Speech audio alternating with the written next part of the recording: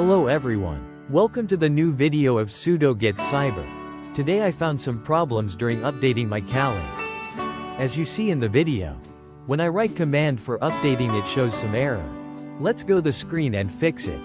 This is not only you, this is for everyone, and this is entirely their fault. They lost access to the signing key of the repository, so they had to create a new one. At the same time, they froze the repository, so nobody was impacted yet. But they're going to unfreeze the repository this week, and it's now signed with the new key. Officially in Kalilinux website we get the news that it's a universal error. Almost every user will face this issue. The reason behind this error is it need to be roll a new signing key for the Kali repository. We need to download and install the new key manually.